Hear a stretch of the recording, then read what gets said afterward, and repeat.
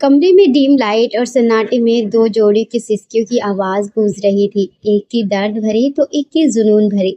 ऐसा महसूस हो रहा था कि दोनों एक दूसरे में समाने की कोशिश कर रहे हैं, लेकिन समा नहीं पा रहे हो।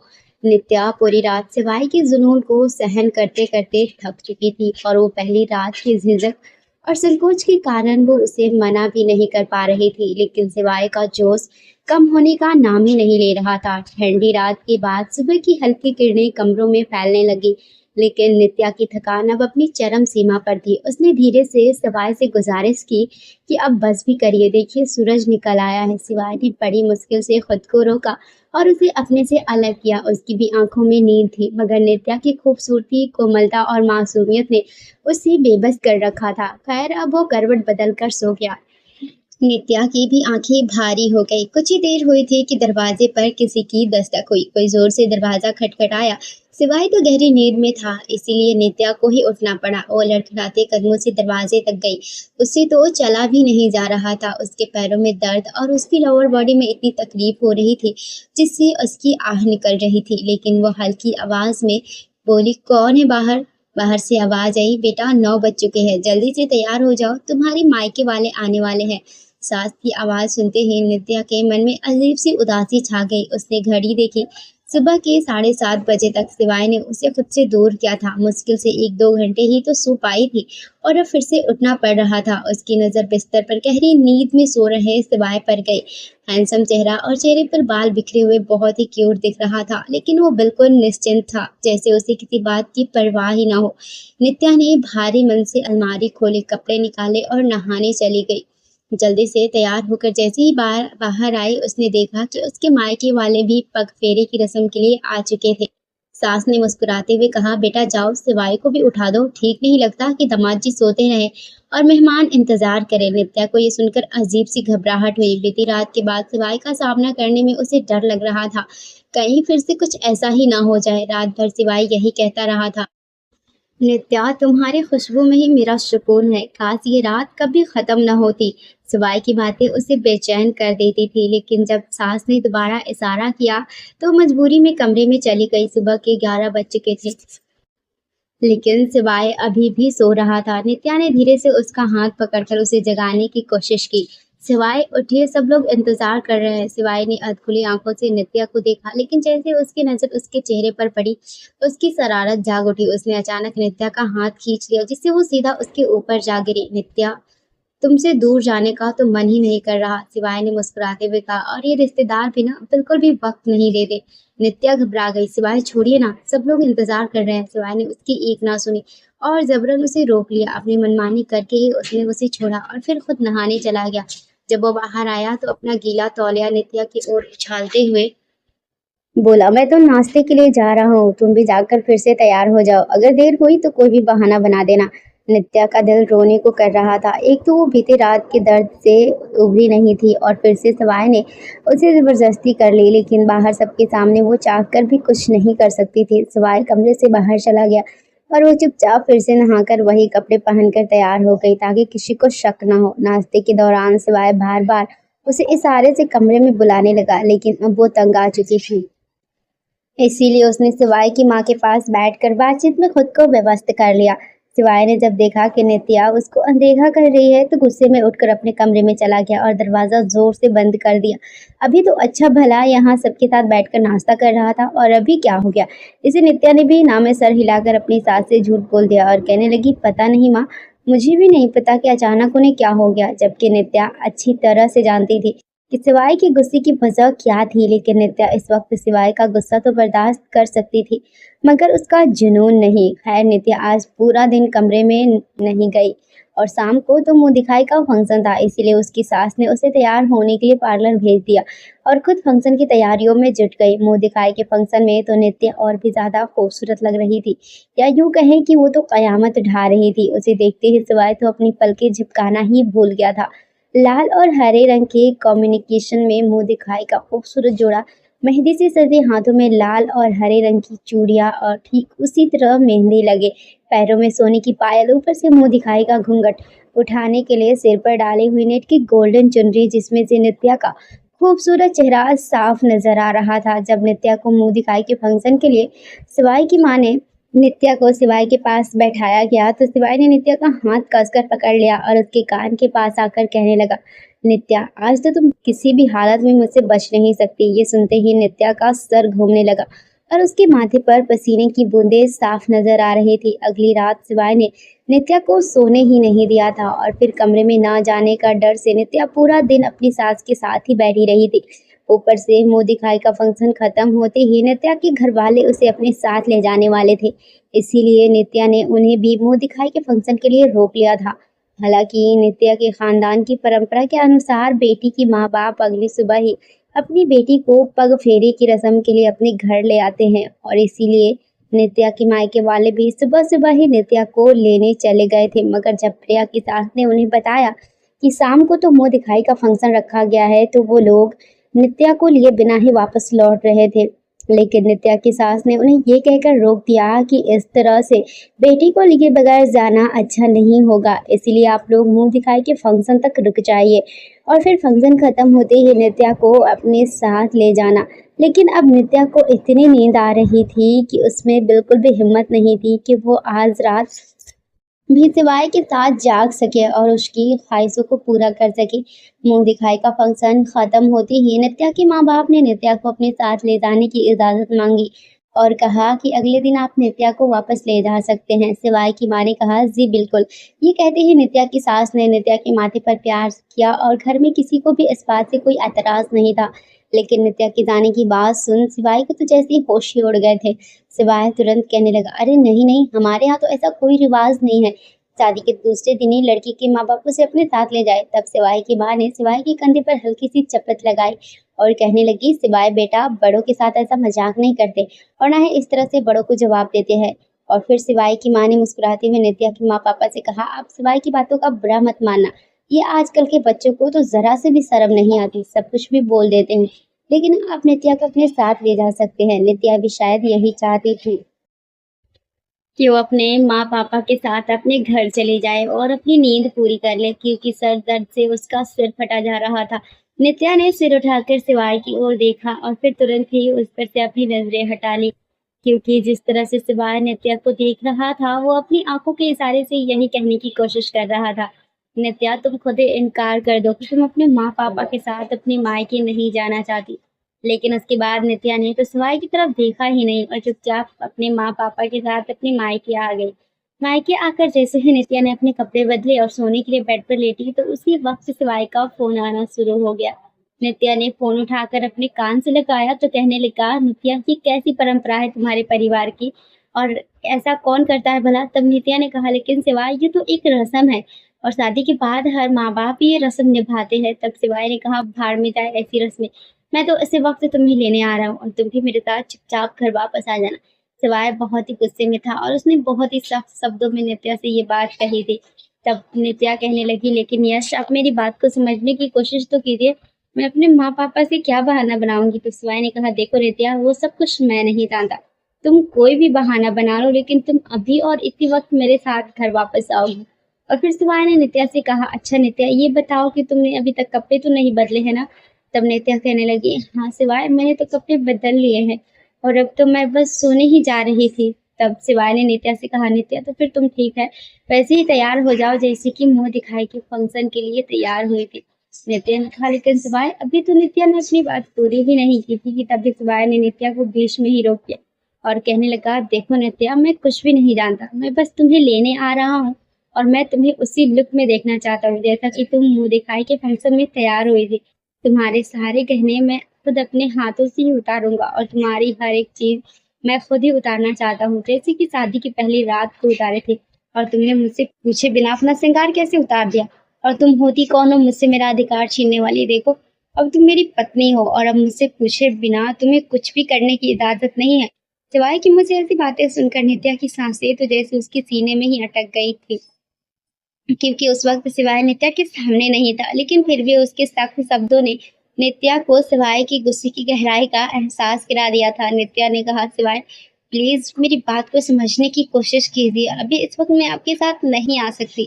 मैं अपने घरवालों से क्या कहूँगी और अचानक इस तरह आपके साथ जाने की बात करूँगी, तो मेरे घरवाले परेशान हो जाएँगे। शिवाय ने कहा, देखो मुझे इस बात से कोई फ़र्क नहीं पड़ता कि तुम्हारे घर में कौन परेशान होता है और किसे बुरा लगता है।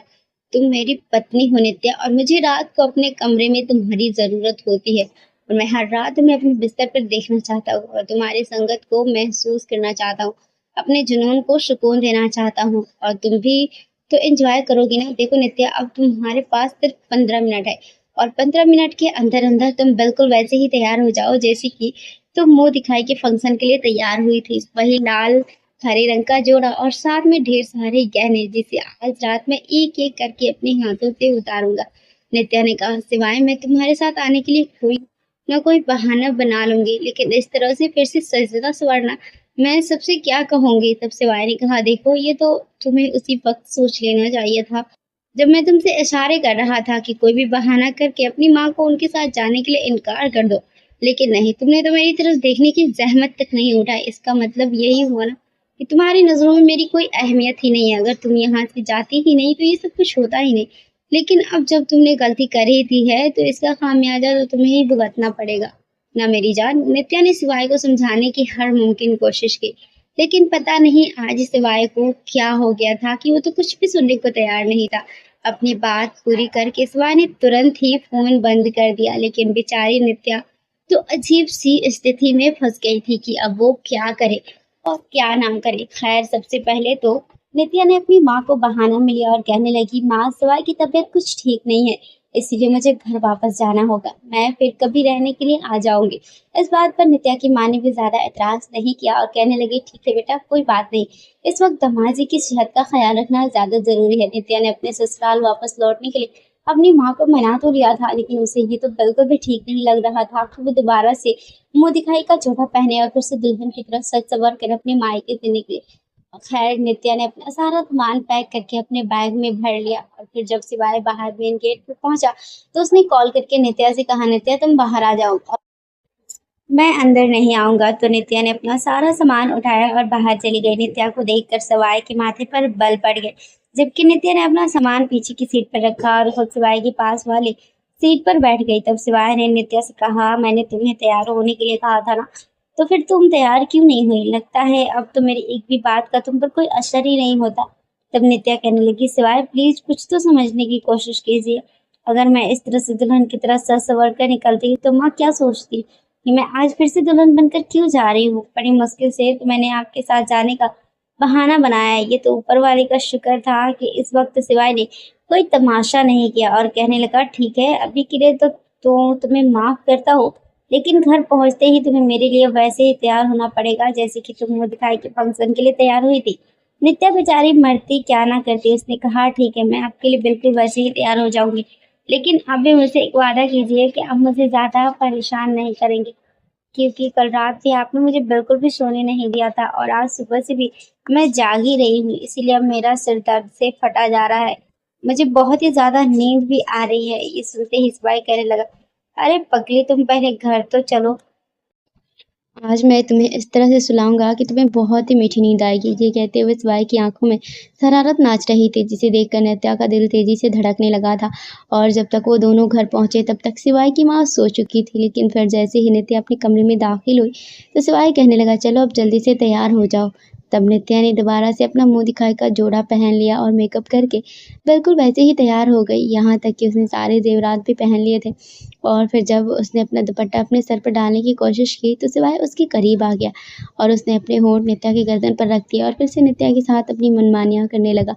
वो 2 दिन से थकी हुई थी और उसकी आंखें भी नींद से चूर थी, लेकिन सिवाय को तो इन सब बातों से कोई फर्क ही नहीं पड़ता था। और फिर रात के 2 बजे तो नित्या की आंखों से टप टप आंसू बहने लगे थे, लेकिन एक सिवाय था जो अपनी मनमानियों से बाज नहीं आ रहा था। वो अपनी कमर को बहुत जोर जोर से मूव कर रहा था और नित्या की बॉडी पर किस और बाइट कर रहा था।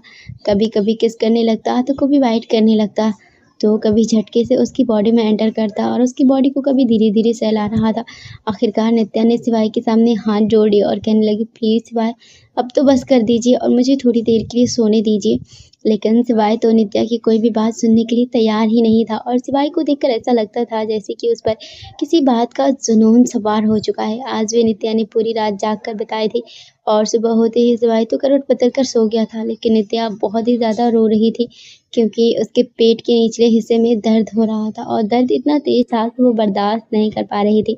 और फिर जब दर्द नित्या की बर्दाश्त से बाहर हो गया तो उसने गहरी नींद में सो रहे सिवाय को जगाने के लिए उसे कंधे से पकड़कर उसे हिलाना शुरू कर दिया। सिवाय भी एकदम से गहरी नींद से जाग गया और नित्या को दर्द से तड़पता देखकर तो वो भी घबरा गया और कहने लगा, क्या हुआ है तुम्हें? तुम इस तरह से रो क्यों रही हो? तब नित्या ने कहा, सिवाय प्लीज़ कुछ कीजिए, मुझे बहुत ज़्यादा दर्द हो रहा है और अब तो मुझसे बर्दाश्त भी नहीं हो रहा है। सिवाय ने देखा कि आखिर नित्या को हुआ क्या है। सिवाय ने नित्या से कहा, 1 मिनट रुको, मैं अभी माँ को बुला कर लाता हूँ। ये कहते हुए सिवाय जल्दी से बेड से खड़ा हुआ और अपनी शर्ट पहनकर उसके बटन लगाते हुए और अपने हाथों से अपने बालों को ठीक करते हुए कमरे से बाहर निकल गया।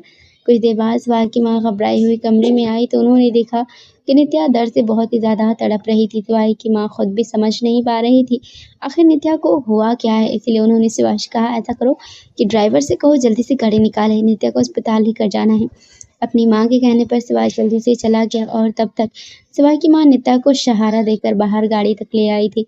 लेकिन जब वो लोग नित्या को लेकर अस्पताल पहुंचे तो लेडी डॉक्टर ने चेकअप किया और तब सिवाय की माँ को बहुत बुरी तरह से डांटा और कहने लगी, आपको पता भी है कि आपके बेटे ने अपनी पत्नी का क्या हाल कर दिया है? आपका बेटा इंसान है या जानवर? उसे बिल्कुल भी होश नहीं है क्या? और फिर डॉक्टर ने नित्या की सास को बताया कि नित्या के इंटरनल साइड पर जख्म हो चुके हैं, इसीलिए अपने बेटे से कहना कि कुछ दिनों तक वो अपनी पत्नी से दूर ही रहे। डॉक्टर की बात सुनकर तो सिवाय की माँ भी शर्मिंदा हो गई और फिर जैसे ही वो नित्या को लेकर क्लिनिक से बाहर आई तो उन्होंने देखा कि सिवाय बाहर गाड़ी के पास ही खड़ा था। अपनी माँ को देखते ही सिवाय ने उनसे पूछा, माँ क्या हुआ है नित्या को? तो उसकी माँ उसे खा जाने वाली नज़रों से देखने लगी और फिर कहने लगी, बेशर्म इंसान, ये तो तुझे पता होना चाहिए था। आज तो तूने मुझे बहुत ही ज़्यादा शर्मिंदा करके रख दिया। ये भी शायद कुछ कुछ समझ रहा था, इसीलिए अब वो अपनी माँ से नज़रें चुराने लगा था। लेकिन फिर नित्या जैसे ही गाड़ी में बैठी तो उसने अपनी आंखें बंद कर ली क्योंकि वो 2 दिन से ठीक से सोई भी नहीं थी और ऊपर से दर्द बर्दाश्त कर करके उसकी हालत और भी ज़्यादा ख़राब हो गई थी। डॉक्टर ने नित्या को इंजेक्शन तो दे दिया था और साथ ही कुछ मेडिसिन भी लिख कर दी थी ताकि उसके दर्द में कुछ आराम मिल सके। और फिर सिवाय ने जैसे ही अपनी गाड़ी स्टार्ट की तो उसकी माँ कहने लगी, सिवाय नित्या को उसकी मायके छोड़ना है तो गाड़ी को नित्या की मायके की ओर ले चलो। तब सिवाय ने कहा, लेकिन क्यों माँ? तो उसकी माँ कहने लगी, क्योंकि अब नित्या 8 दिन तक अपनी माँ के घर पर ही रहेगी और वहीं आराम करेगी। तब सिवाय ने कहा, लेकिन माँ नित्या यहाँ हमारे घर पर भी तो आराम कर सकती है ना?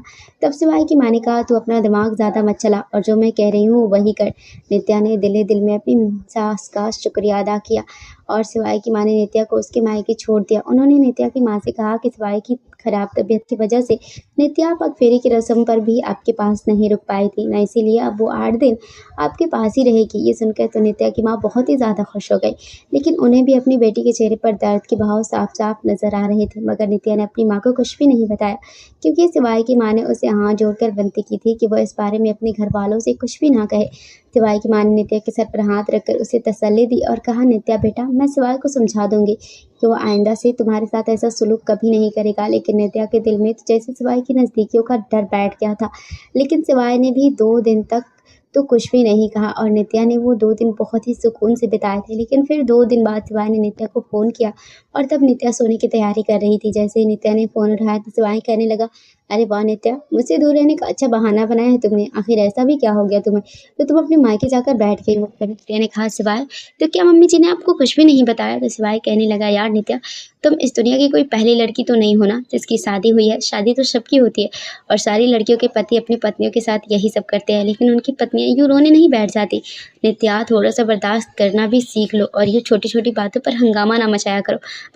पता नहीं तुमने उस लेडी डॉक्टर को क्या पट्टी पढ़ाई और फिर डॉक्टर ने ना जाने मेरी माँ से क्या कहा कि मेरी माँ ने तो मुझसे पूछे बिना ही सीधे 8 दिन के लिए तुम्हें मुझसे दूर कर दिया और तुम्हें तुम्हारे मायके छोड़ दिया। देखो नित्या, मैं कुछ नहीं जानता, लेकिन मैं तुम्हारे बगैर 8 दिन तो अकेले नहीं गुजार सकता क्योंकि मैंने इस तरह से बिस्तर पर अकेली रातें बिताने के लिए शादी नहीं की थी। नित्या ने कहा, सिवाय क्या आपको पता भी है कि मैं किस दर्द से गुजर रही हूँ? तो सिवाय ने कहा, अपनी बकवास बंद करो नित्या, मैंने तुम्हारी ये रोज़ की घिसी पिटी बकवास सुनने के लिए फ़ोन नहीं किया है। 2 दिन से मैं पागल हो रहा हूँ और मुझे रात को ठीक से नींद भी नहीं आ रही है क्योंकि मुझे बिस्तर पर तुम्हारी ज़रूरत है। देखो नित्या, मैं तुमसे आखिरी बार कह रहा हूँ, तुम कोई भी बहाना बनाओ और कुछ भी करो, लेकिन बस घर वापस आ जाओ। अब नित्या के पास सिवाय की ज़िद का कोई इलाज ही नहीं था, इसलिए फ़िलहाल उसने फ़ोन बंद कर दिया, क्योंकि नित्या पहले से अपने दर्द से जूझ रही थी और 2 दिन बाद अब जाकर उसका दर्द कुछ कम हुआ था। लेकिन अब सिवाय उसे दिमागी तौर पर परेशान कर रहा था। इसीलिए नित्या ने सोच लिया था कि वो सिवाय का फ़ोन ही नहीं उठाएगी और कोई भी बहाना बना देगी। लेकिन वो भी सिवाय सिंह था, इतनी जल्दी कहाँ वो नित्या का पीछा छोड़ने वाला था। कुछ दिनों तक तो नित्या ने सिवाय का फ़ोन उठाया ही नहीं, और जब भी उठाती तो कोई ना कोई बहाना बनाकर कह देती थी कि अभी वो बिज़ी है और कुछ देर बाद फ़ोन करेगी। ऐसे ही करते-करते 8 दिन गुज़र चुके थे और सिवाय का गुस्से से बुरा हाल हो चुका था। सिवाय की माँ ने भी उस पर पाबंदी लगा रखी थी कि वो नित्या को लेने के लिए नहीं जाएगा, और 8 दिन बाद सिवाय की माँ खुद ही नित्या को घर ले आई थी। और फिर जब नित्या अपने ससुराल वापस आई तो उसने देखा कि सिवाय का मूड बहुत ही ख़राब था। सिवाय ने तो नित्या को देखकर भी अपना चेहरा दूसरी तरफ कर लिया और चुपचाप अपना खाना खाता रहा, और बीच-बीच में चोर नज़रों से नित्या को देखता रहा। खाना खाने के बाद सिवाय जल्दी अपने कमरे में चला गया, क्योंकि उसे ऐसा लग रहा था कि नित्या भी जल्दी ही कमरे में आ जाएगी और उसे मनाने की कोशिश करेगी। लेकिन जैसे ही नित्या खाने के बाद फ्री हुई तो सिवाय की माँ ने नित्या को अपने कमरे में बुला लिया और कहने लगी, नित्या बेटा, मैं अपने बेटे के विवाह पर बहुत ही ज़्यादा शर्मिंदा हूँ, लेकिन तुम्हें भी मुझे सब कुछ बता देना चाहिए था। तब नित्या कहने लगी, मम्मी जी, मुझे खुद भी इन बातों का इतना कुछ पता नहीं था, लेकिन फिर भी मैं सिवाय को समझाने की बहुत कोशिश करती थी, लेकिन सिवाय तो मेरी कोई भी बात सुनते ही नहीं थे। तब सिवाय की माँ कहने लगी, नित्या बेटा, लेकिन अब तुम बिल्कुल भी फ़िक्र मत करना, क्योंकि मैंने सिवाय को खूब अच्छे से समझा दिया है। उसे बहुत डाँटा भी है कि आइंदा वो तुम्हारे साथ ऐसा सलूक नहीं करेगा, लेकिन कोशिश करके तुम भी अपने कमरे में ज़्यादा देर से ही जाया करो। तो नित्या कहने लगी, ठीक है मम्मी जी, जैसा आप कहेंगी मैं बिल्कुल वैसा ही करूँगी। और फिर नित्या कुछ देर तक तो अपनी सास के कमरे में ही बैठी रही और इधर-उधर की बातें करती रही, जबकि सिवाय अपने कमरे में बैठा गुस्से से आग बबूला हो चुका था, जो ना जाने कितनी देर से नित्या के आने का इंतज़ार कर रहा था। और फिर जब रात को 11 बजे नित्या अपने कमरे में आई तो उसने देखा कि सिवाय अपने लैपटॉप पर ना जाने क्या-क्या टाइम पास कर रहा था। नित्या को देखकर सिवाय को बहुत ही ज़्यादा गुस्सा आया, और फिर जैसे ही नित्या कमरे में दाखिल हुई तो सिवाय ने कहा, नित्या दरवाज़ा बंद करके लॉक कर दो। आज सिवाय बहुत ही ज़्यादा गुस्से में था, जिसे देखकर नित्या बुरी तरह से घबरा गई थी। नित्या ने भी चुपचाप से दरवाज़ा बंद करके लॉक कर दिया और धीरे से चलते हुए बेड की तरफ आ गई। नित्या के बेड के पास आते ही सिवाय ने बहुत ही गुस्से से अपना लैपटॉप बंद किया और उसे साइड टेबल पर रखते हुए कहने लगा, नित्या, आखिर तुम अपने आप को समझती क्या हो और तुम्हारी नज़रों में मेरी क्या अहमियत है? तब नित्या ने कहा, सिवाय आप मेरे पति हैं और मैं आपकी बहुत ही ज़्यादा इज़्ज़त भी करती हूँ, लेकिन आपको भी मेरा कुछ तो ख़्याल रखना चाहिए था ना। आपको पता है ना कि मैं 8 दिन से मेडिसिन खा रही हूँ। तब सिवाय ने कहा, देखो नित्या, अब तुम भी मेरे सामने अपनी ज्ञान की किताब खोलकर मत बैठना, क्योंकि मैं पहले ही अपनी माँ से बहुत लंबा लेक्चर सुन चुका हूँ। भाड़ में जाओ तुम और तुम्हारा ये ज्ञान। तुम कोई अकेली लड़की नहीं हो जिसके साथ ये सब हो रहा है। सारे पति अपनी पत्नियों के साथ इसी तरह रहते हैं, लेकिन वो सब तुम्हारी तरह हंगामा खड़ा नहीं करती। इतना कहकर सिवाय ने अपना तकिया ठीक किया और दूसरी तरफ मुँह करके लेट गया। सिवाय का ऐसा रवैया देखकर नित्या की आंखों में मोटे-मोटे आंसू चमकने लगे, जिसे नित्या ने अपने अंदर ही कहीं छिपा लिया। और फिर नित्या खुद को संभालते हुए खुद हे सिवाय के पास आ गई, लेकिन सिवाय तो दूसरी तरफ मुँह करके लेटा हुआ था और बहुत ज़्यादा गुस्से में भी था। नित्या के सिवाय की बाजू पर अपना हाथ रखा तो सिवाय ने झटके से नित्या के हाथ को पीछे धकेला और कहने लगा, नित्या दूर रहो मुझसे और मुझे हाथ लगाने की कोशिश भी मत करना। तुम्हारी डॉक्टर ने तुम्हें आराम करने के लिए कहा है ना, तो जाओ और जाकर आराम करो। आज के बाद मैं तुम्हें कुछ भी नहीं कहूँगा। तब नित्या ने कहा, प्लीज़ सिवाय, आप मुझसे नाराज़ मत होइए ना। तो सिवाय कहने लगा, नित्या, तुम्हें क्या फ़र्क पड़ता है मेरे नाराज़ होने से? तब नित्या कहने लगी, सिवाय, फ़र्क क्यों नहीं पड़ेगा भला? फ़र्क पड़ता है मुझे, और बहुत ज़्यादा फ़र्क पड़ता है, क्योंकि मैं आपकी पत्नी हूँ और आपसे प्यार करती हूँ, और अगर आप मुझसे मुँह मोड़कर लेट जाएँगे तो फिर मुझे तो फ़र्क पड़ेगा ही ना। बस नित्या के इतना कहते ही सिवाय ने उसकी तरफ करवट बदली और कहने लगा, नित्या, क्या सच में तुम्हें फ़र्क पड़ता है और क्या तुम्हें पता है कि मैं तुमसे नाराज़ हूँ? नित्या ने कहा, हाँ सिवाय, मुझे नज़र आ रहा है कि आप मुझसे नाराज़ हैं। आपका मुँह गुब्बारे की तरह फूला हुआ है और आप तो मुझे देख भी नहीं रहे हैं, तो ज़ाहिर है कि आप मुझसे नाराज़ ही है ना। तब सिवाय नित्या के बालों में अपनी उँगली फिराते हुए कहने लगा, नित्या, अब जब तुम्हें पता ही है कि मैं तुमसे नाराज़ हूँ तो फिर मुझे मनाओगी नहीं? सिवाय की आंखों में शरारत नाच रही थी, जिसे देखकर नित्या के दिल की धड़कनें तेज़ हो गई थी। वह अच्छी तरह जानती थी कि सिवाय को किस चीज़ से खुशी मिलती है। नित्या ने सिवाय के चेहरे से अपनी नज़रें हटाई और कहने लगी, सिवाय, चलो ऐसा करते हैं, आज हम पूरी रात एक दूसरे से बातें करते हैं। सिवाय ने कहा, नहीं, बातों से तो तुम मुझे राज़ी नहीं कर सकती, मुझे राज़ी करने के लिए तुम्हें कुछ और करना होगा। सिवाय की इस फरमाइश को टालने के लिए नित्या इधर-उधर की बातें करने लगी, लेकिन सिवाय भी उसकी बातों को सुना-अनसुना कर रहा था। थोड़ी देर बाद सिवाय खुद ही नित्या के करीब आने लगा, तो नित्या तुरंत ही उठकर बैठ गई और कहने लगी, "प्लीज़ सिवाय, आज नहीं।" शिवाय कहने लगा, "नित्या, मेरे ज़रा-सा हाथ लगाने पर ही तुम्हारी जान क्यों निकलती है? मैं तुम्हारा पति हूँ और अगर मैं तुम्हारे करीब नहीं आऊँगा तो फिर और कहाँ जाऊँगा? क्या तुम चाहती हो कि मैं किसी दूसरी औरत के पास चला जाऊँ? नहीं ना, देखो नित्या, तुम मेरी पत्नी हो और मैं तुमसे बहुत ज़्यादा प्यार करता हूँ। इसीलिए मैं अपना प्यार, अपना जुनून और अपनी शिद्दत सिर्फ़ और सिर्फ़ तुम पर ही लुटाना चाहता हूँ।